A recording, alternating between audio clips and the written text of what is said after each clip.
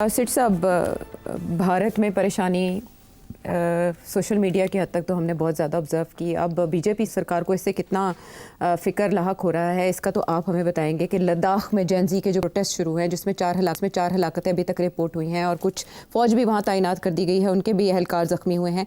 ये लद्दाख का मसला है क्या, उसमें क्या हो रहा है और हालात इस नहज तक कैसे पहुँचे, और ये हमारे लिए इतना हम क्यों हैं, ख़ित्ते के लिए इतना हम क्यों हैं, चाइना के लिए इतना हम क्यों हैं?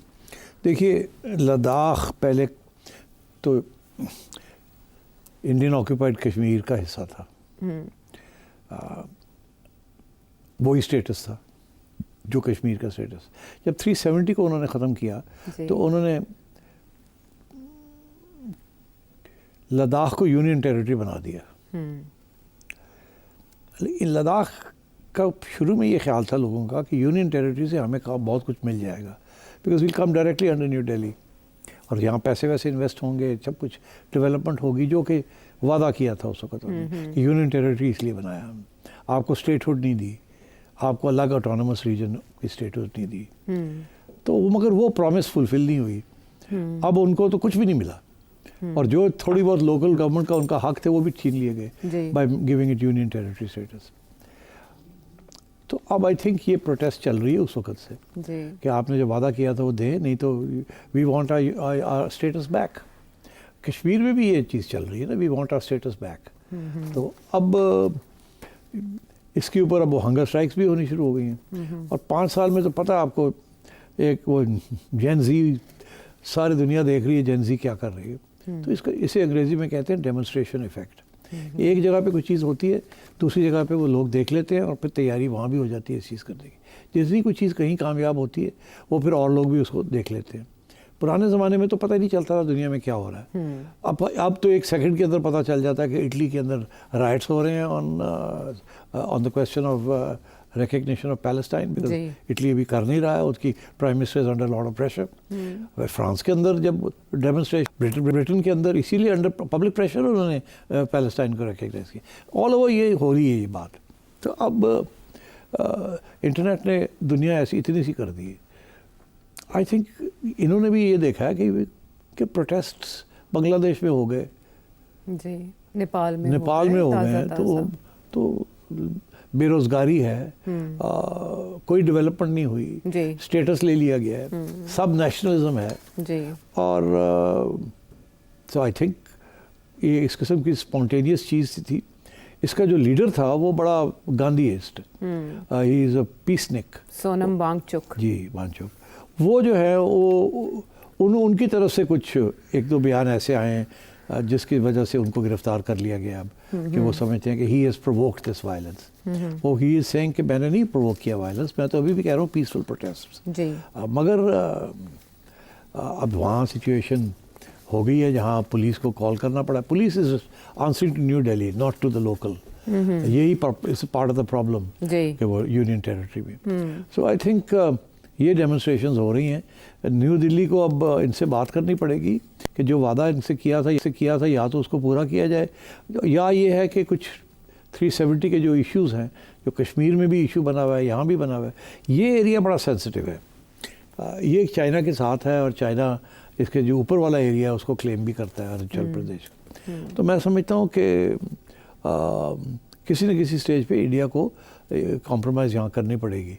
अदरवाइज जो ख़तरा है कि China can take advantage of this, but मेरा नहीं ख्याल China will take advantage, but इल्ज़ाम तो लगेगा, अभी भी लग रहा है आशा कि जी चाइनीज़ इसके पीछे हैं। शुक्र ये नहीं कह रहे पाकिस्तान पीछे है, मगर चाइनीज़ का तो नाम आना शुरू हो गया। हालांकि that's not true. Doctor Yunus की तस्वीर के साथ वांगचुक की तस्वीर लगा के तो नेशनलिस्ट लगे हुए हैं social media. So I don't think that's true. But what is the problem? Modi सरकार को क्या आर है कि वो 2019 से मोदी सरकार को ये है कि हमने जो फैसले किए हैं रिवर्स नहीं करने हमने। अब कर दिया ना कि यूनियन टेरिटरी बना दिया, तो अब इसको वापस नहीं करेंगे। We will not give them any more freedom. यही कश्मीर का भी तो यही है ना, उमर अब्दुल्ला और वो यही कह रहे हैं ना जी हमारा स्टेटहुड वापस करें, हमें जी नहीं देंगे। तो इसकी वजह क्या वहाँ की आबादी है जिसमें अक्सरियत ज़ाहिर है बुद्ध मत की है, मुसलमानों की है, बाकी स्टेट जैसा दर्जा इनको देने में भारतीय सरकार को खतरा है? कोई नहीं, कोई खतरा नहीं है, मगर एक प्रिंसिपल्ड पोजीशन है उनकी हिंदुत्व की। जी and that is what is at stake here. ये जो सारा कुछ हुआ है कि जी नेशनैलिटीज़ के ऊपर और आइडेंटिटी के ऊपर और जो स्पेशल कानून पास किए गए हैं on people coming into India and so on so fourth, this is part of the Hindutva agenda. तो ये बिल्कुल सेंट्रलाइज्ड हिंदुत्व एजेंडा से पीछे नहीं हटेगा नरेंद्र मोदी। अच्छा, आपके ख्याल में ताकत के जरिए ही दबाया जाएगा और या कोई रास्ता मुज़ाकरात? नहीं इनके पास। और क्या इसमें स्नोबॉल इफेक्ट हो सकता है इंडिया के अंदर, जैसे उत्तराखंड में भी मुजाहरे हुए, प्रोटेस्ट हुए? देखिए, इंडिया के अंदर ब्रॉड कंसेंसस है कि कश्मीर हमने नहीं देना पाकिस्तान को और हमने कश्मीर को आज़ाद भी नहीं होने देना। ये इंडिया के अंदर एक कंसेंसस है, ये कंसेंसस उन्होंने बनाया हुआ है। जैसे हमारे यहाँ एक कंसेंसस है कि कश्मीर बनेगा पाकिस्तान, ठीक। सो ये कश्मीर के अंदर जब ये सब कुछ करते हैं, तशद्दुद करते हैं, फ़ौजें भेज दी हैं, बहुत कम रेजिस्टेंस है from Indian main stream political parties और मीडिया।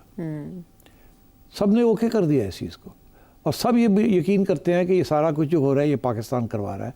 कोई तस्लीम करने के लिए तैयार नहीं है वहाँ कि कश्मीरी खुद आज़ादी चाहते हैं। तो और क्योंकि वो नई जनरेशन है वहाँ भी तो यही चीज़ है, देख रहे हैं दुनिया में क्या हो रहा है, पीपल वांट देयर राइट्स। तो आई थिंक लद्दाख आप एक कोई प्रोग्राम करना चाहें तो इंडिया के नॉर्थ ईस्ट के अंदर जो उनकी स्टेट्स हैं वहाँ जो सूरत हाल है वो अगर आप उनको देखें तो you will be surprised, you have no idea कि जो नॉर्थ ईस्टर्न स्टेट्स हैं इंडिया की उनके वहाँ क्या हालात हैं। वहाँ तो लिटरली एक किस्म के मार्शल लॉ लगे हुए हैं, आर्मी रूल है वहाँ, तो इतनी इंसर्जेंसी है वहाँ और काफ़ी वायलेंस है। They are not there in a very difficult situation there in the north east. By force उनको रखा हुआ है सबको। छोटी छोटी जो नागालैंड है, मिजोलैंड है, वहाँ सब जगह पे सब नेशनलिज्म्स हैं और वहाँ कोई फॉरेन हैंड नहीं है। लेकिन यहाँ पर फॉरेन हैंड जो तलाश करने की कोशिश की जा रही है, फिर इसे टैरिफ वॉर के साथ मिलाया जा रहा है, फिर इसे चाइना के साथ मिला के देखा जा रहा है, किसी स्टेज पे ये बात आगे रिजीम चेंज तक जा सकती है? कहाँ रिजीम चेंज इंडिया में नहीं, कोई नहीं जा सकता। नरेंद्र मोदी की हुकूमत को कोई खतरा नहीं है, कोई थ्रेट नहीं बन सकते। और ना ही आपने कहा कि उनके मुतालिबात माने जाएंगे, जो यहाँ मुलाजमतों का हुसूल, वही मामला जो बांग्लादेश में। छोटी मोटी बातें मान सकते हैं, छोटी मोटी वहाँ कुछ ना कुछ कर सकते हैं। अच्छा जी ये दे देते हैं, ये दे देते हैं, ये चीज़ें नेगोशिएशन में होती हैं। मगर नरेंद्र मोदी की हुकूमत जो है ना, उनका मौक़िफ़ ये है कि हम कोई हमें कोई धमकी देगा या कोई इसके नहीं बात मानेंगे। अच्छा। नरेंद्र मोदी की गवर्नमेंट के दौरान इतना ज़्यादतियाँ हुई हैं इंडिया के अंदर, इतनी लोगों को कुचला गया है, इतनी मीडिया के ऊपर क्लैम्प डाउन है, इतनी रेजिस्टेंस कोई भी करता है किसी चीज़ के ऊपर तो अटैक आती है from the institutions of the state, जो बिल्कुल गिर गई है वहाँ। तो इस किस्म की सिचुएशन हुई हुई है। ये लद्दाख में जो हो रहा है इवेंचुअली इसके फोर्स के ज़रिए इसको क्रश किया